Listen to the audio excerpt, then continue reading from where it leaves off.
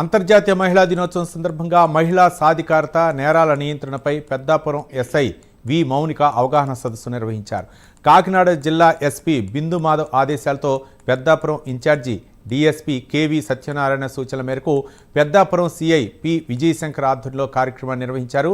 ఈ సందర్భంగా kids college ఆవరణలో మహిళలపై జరుగుతున్న నేరాలు, తీసుకోవాల్సిన జాగ్రత్తలు, మారిన చట్టాల గురించి వివరించారు. సైబర్ నేరాల నుండి మోసపోకుండా తీసుకోవాల్సిన జాగ్రత్తలు, డ్రగ్స్ నివారణకు సంబంధించి పలు సూచనలు చేశారు.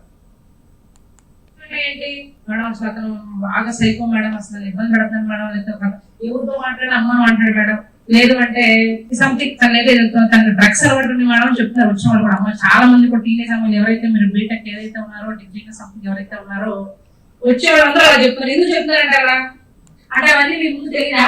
మీకు అతన్ని చూసినప్పుడు చదివినప్పుడు తెలియదా? చెప్పండి. ఎప్పుడు చెప్పే సోది కాకుండా ఎందుకు చెప్తున్నాను ఇదే మాట మాట్లాడాల్సిన కారణం ఏంటంటే నిజంగా బయట వస్తున్న సిచ్యువేషన్ ఇదే.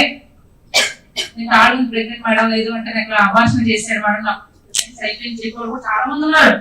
ఎందుకంటే మరి ముందు తెలుసు ఇది, మీరు ఎందుకు మధ్యలో వచ్చేసరికి ఎందుకు ఇదైపోతారు, మాకు ఆకర్షణ ఎక్కువైపోతాం, పోతాం కావాలి చిన్న ఉద్దేశంలో కూడా చాలా మంది ఆడపిల్లలు లవ్ అనేది టైం పాస్ చేసేస్తారు.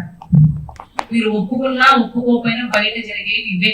మన ఇద్దరు ఒక అతను మెయింటైన్ చేస్తే డిగ్రీకి వచ్చేసరికి అతను నిజంగా మీరు ఏమనుకున్నా పర్లేదు, మీ మనసును ఇబ్బంది లేదు. అదే బయట జరిగే పరిస్థితులు ఇవే. మీకు కూడా తెలిసే విషయం, మీ ఫ్రెండ్స్ పరిస్థితుల్లో మీరు చూసే ఉంటారు. ఒక అతని కామన్ ఏంటంటే అప్పటివరకు కూడా మాట్లాడుతూ ఉంటుంది, అతను పట్టలేదు. ఆ ప్రవర్తన మీరు మాట్లాడే ముందు ఎందుకు మీరు గమనించుకోలేదు? అవునా కదా?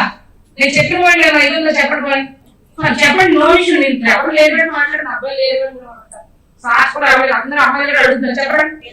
అప్పుడు లేని ప్రవర్తన ఇప్పుడు మనకి ఎందుకు వస్తుందని అడుగుతున్నాను. అతను మోసం చేయడం అంటే ఏంటి?